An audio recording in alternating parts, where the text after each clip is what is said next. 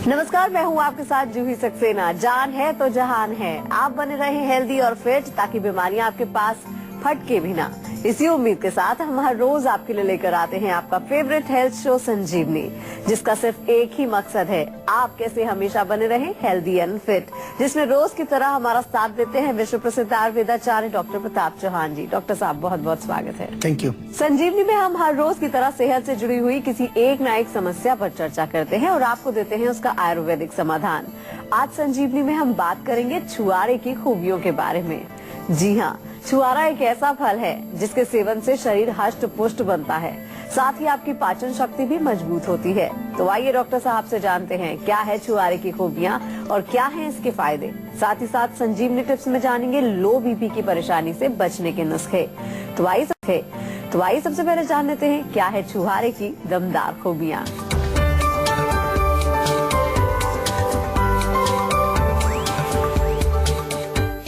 दिल को रखना चाहते हैं दुरुस्त, दुबलेपन से पाना चाहते हैं छुटकारा, दिखना चाहते हैं जवान और करना चाहते हैं ठंड से बचाव, तो सर्दी में छुहारा बनेगा सेहत का सहारा। तो सबसे पहले डॉक्टर साहब से जान लेते हैं कि आखिर छुहारे में ऐसी कौन सी खूबियाँ पाई जाती हैं जिसकी वजह से छुहारा सेहत के लिए डॉक्टर साहब बड़ा फायदेमंद होता है।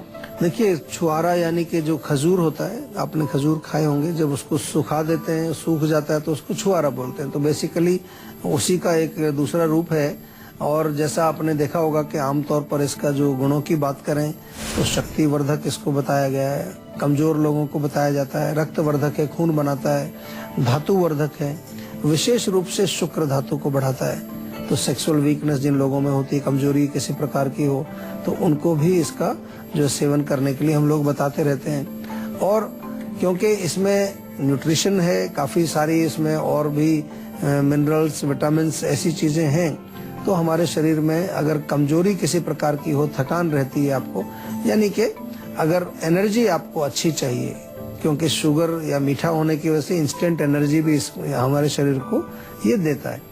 तो किसी प्रकार से अगर कमजोरी हो, एनर्जी की कमी हो, तो छुआरे का सेवन करिए। कैसे करना है ये भी थोड़ा सा समझाएंगे आपको। सूखा नहीं खाना चाहिए, हमेशा जब भी खाएं उसको भिगो करके ही खाएं। भिगोने से थोड़ा सा वात का प्रकोप नहीं होगा। और एक जरूर ध्यान रखें, काफी दिनों से अगर रखे हुए हैं तो कई बार अंदर उसमें कुछ कीड़े वगैरह हो सकते हैं, तो ये जरूर आप ध्यान से साफ सुथरा उसको करके तभी उसका सेवन किया जाए, देख करके कि कहीं कोई इसमें खराबी तो नहीं है अंदर। सूखे छुआरे में आपको कई बार इस तरह की चीजें भी दिख सकती हैं, तो उनको आप ना खाएं। जो अच्छी क्वालिटी के हैं उन्हीं का सेवन आप करें। तो अब डॉक्टर साहब से जान लेते हैं कि छुहारा किन किन रोगों के लिए फायदेमंद होता है, यानी छुहारे के सेवन से किन किन बीमारियों से डॉक्टर साहब हम बच सकते हैं। देखिए, अनीमिया में बहुत अच्छा काम करता है। इसके अलावा जो है हृदय के रोगों में बहुत अच्छा काम करता है। छुआरा जो है उन लोगों के लिए भी बहुत फायदेमंद है जिनको किसी प्रकार का एडिक्शन हो गया है, यानी कि कोई तंबाकू का एडिक्शन है, अल्कोहल का एडिक्शन है। तो वो जब छोड़ रहे होते हैं तो बॉडी में कई बार कमजोरी महसूस करते हैं, कहीं बॉडी में पेन महसूस करते हैं, उस समय छुआरा खाएं तो आपको बहुत लाभ मिलेगा। इसके अलावा जैसा मैंने कहा कि इनफर्टिलिटी हो, कमजोरी हो या सेक्सुअल वीकनेस हो किसी व्यक्ति के अंदर, वो भी छुआरे का सेवन करे।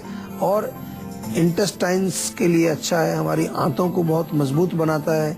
यहाँ तक कि इंटेस्टाइन में कहीं पर अल्सर हो गया है, कहीं छिल गया है, कई बार हम कहते हैं इंटेस्टाइनल अगर कैंसर है, उसमें भी डेट्स हम खिलाते हैं या छुआरे को गीला करके उसको सोख करके उसका सेवन कराते हैं। तो काफी सारे रोगों में फायदा करता है, माइंड को भी रिलैक्स करता है, डिप्रेशन को दूर करता है और नींद लाने में भी बहुत फायदा करता है। यदि आपको नींद नहीं आती है, अनिद्रा का रोग है, उसमें भी फायदा करता है। और आप डॉक्टर साहब से जानते हैं कि जो लोग बहुत पतले होते हैं और अपना वजन बढ़ाना चाहते हैं, उनके लिए छुआरा वरदान साबित होता है, ऐसा अक्सर कहा जाता है। तो कितना सही है डॉक्टर साहब? बिल्कुल सही है। और छुआरा आप खाएंगे रेगुलरली, आप उसका अच्छा एक तरीका मैं बता दूं कि 4-5 छुहारे लें और उनको 1 गिलास दूध में भिगोएं, पानी में नहीं, दूध में ही भिगो दें उनको। और रात को उस दूध को और छुहारों को अच्छी तरह से बॉईल करें।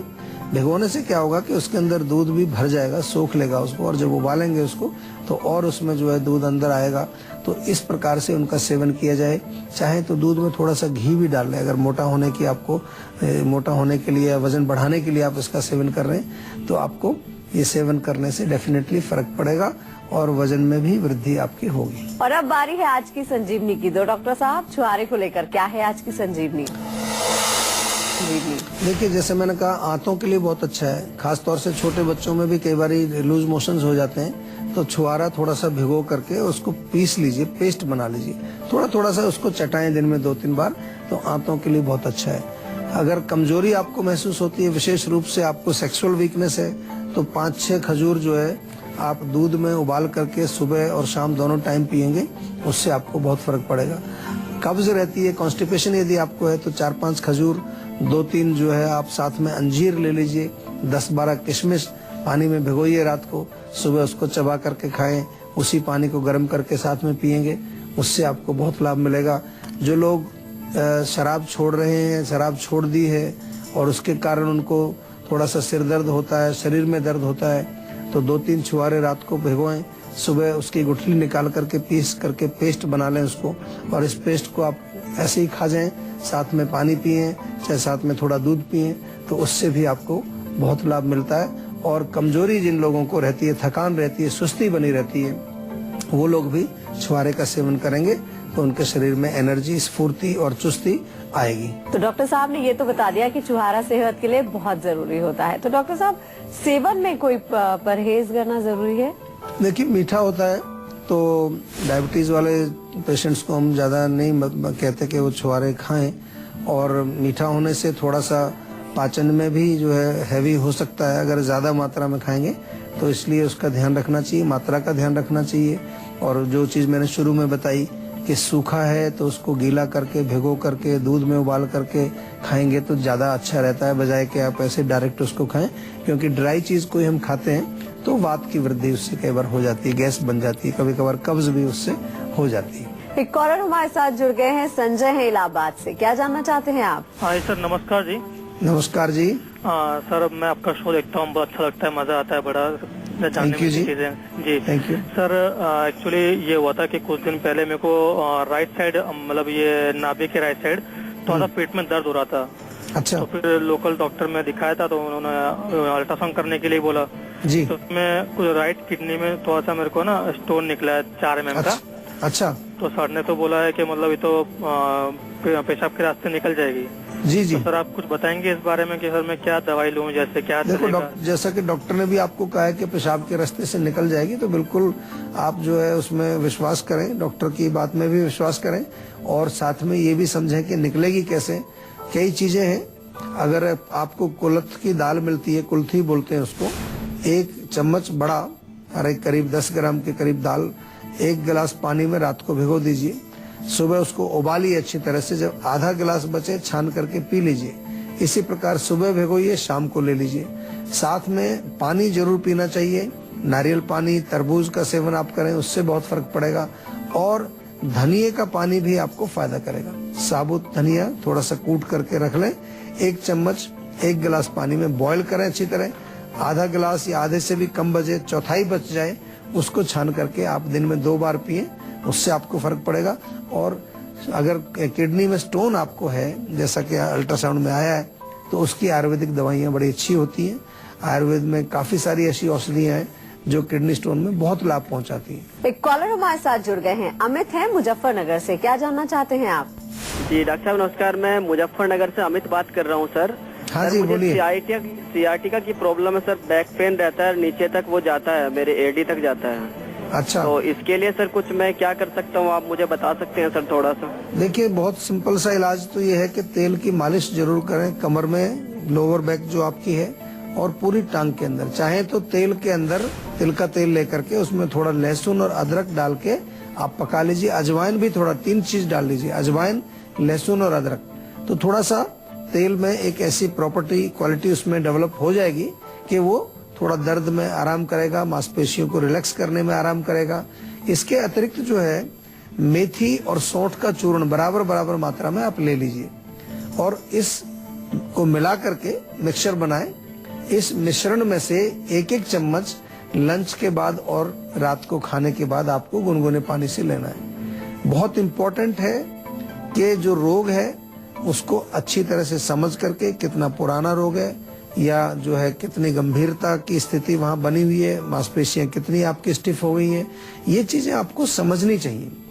ये केवल डॉक्टर की समझने की चीजें नहीं है, ये पेशेंट को भी ये ज्ञान होना चाहिए कि मुझे जो रोग हुआ है ये रोग कितना गंभीर है, कितना साधारण है, कितना मुश्किल है, कितना समय इसमें लग सकता है।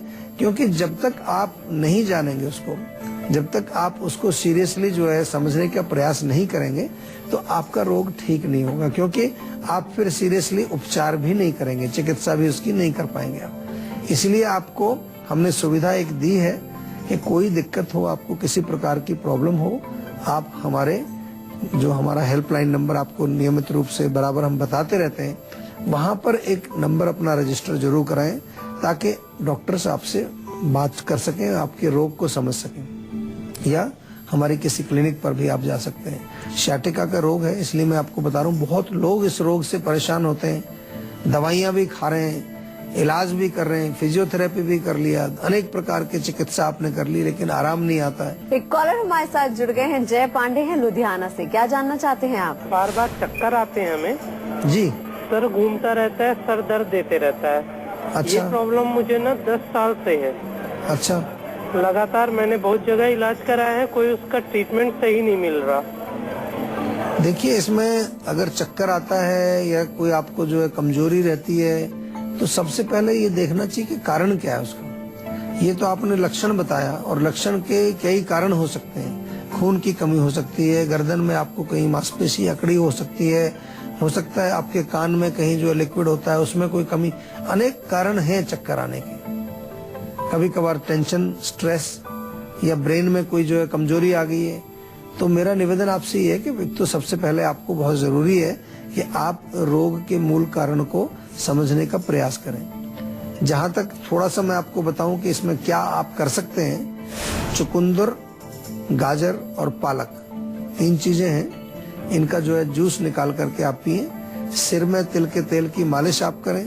च्यवनप्राश जरूर खाइए आप, च्यवनप्राश आप मंगा लीजिए, जीवा से मिल जाएगा आपको।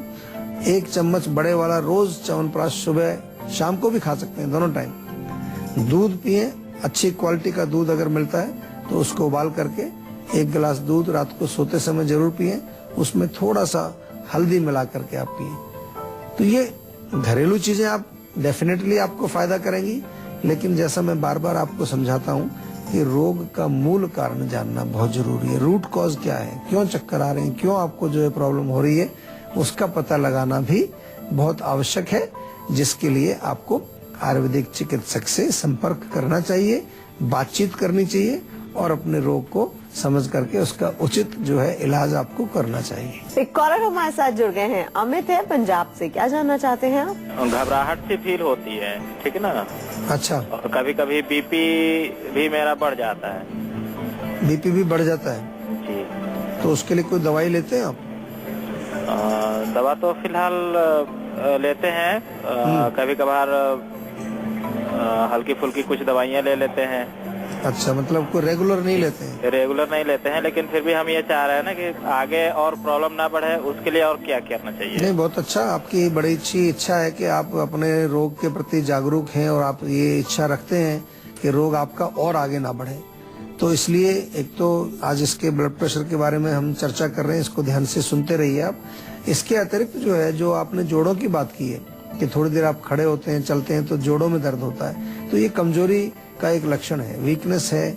सर्कुलेशन ऑफ ब्लड थोड़ा सा जो है कभी स्लो हो, वात का रोग हम इस आयुर्वेद में हम अपनी भाषा में बोले तो वात का प्रकोप आपको है शरीर के अंदर, उसके लिए बहुत साधारण सी चीज है। और हमारी सबसे फेवरेट चीज जो हम बार बार आपको कहते हैं, लोग भी हमें मिलते हैं तो कहते हैं जी आप तिल के तेल की मालिश बहुत बताते हैं। वो इसलिए बताते हैं कि बहुत सारे रोगों में फायदा करती है। आयुर्वेद के शास्त्रों में इसका काफी जिक्र किया है, अभ्यंग के रूप में इसको लिखा गया है दिनचर्या में कि हमें नियमित रूप से तिल के तेल की मालिश अवश्य करनी चाहिए। बॉडी के टॉक्सिन्स को निकालती है, सर्कुलेशन को ठीक करती है, हमारे जो स्किन के पोर्स बंद पड़े उनको खोलती है। इसके अलावा नर्वस सिस्टम को ताकत देती है, मांसपेशियों को मजबूत बनाती है, और सबसे महत्वपूर्ण चीज जो है वात को शांत करती है, वात का शमन करती है। जो वात बढ़ जाती है उसको अपने नॉर्मल स्टेट में तिल के तेल की मालिश लेकर के आती है। तो ये जरूर करिए, आपका ब्लड प्रेशर भी इससे नियमित हो जाएगा।